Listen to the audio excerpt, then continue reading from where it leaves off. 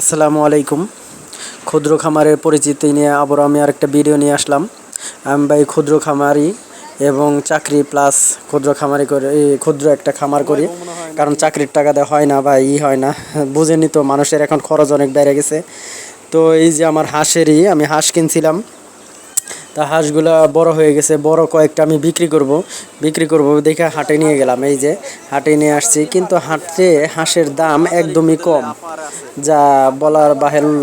আর এই ঈদের পর তো আপনার অনেকেরই এই গরুর মাংস বা বিভিন্ন কোরবানির মাংস আছে, তো এই সব সুবাদে মনে করেন যে মাংসের দামটা একটু, হাঁস মুরগির দামটা একটু কম।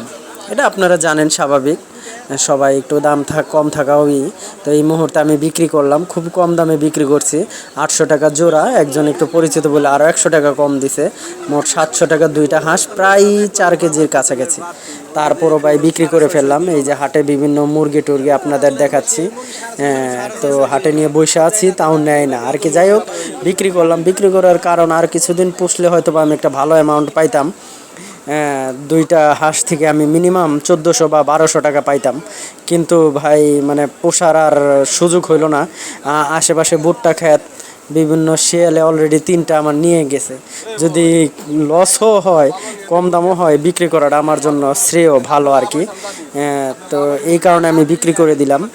আর যদি এইভাবে নিতে থাকে তাহলে আমার কিছুই থাকবে না। দুইটা বিক্রি করলাম, পরে আরও বিক্রি করব। ধন্যবাদ সবাই।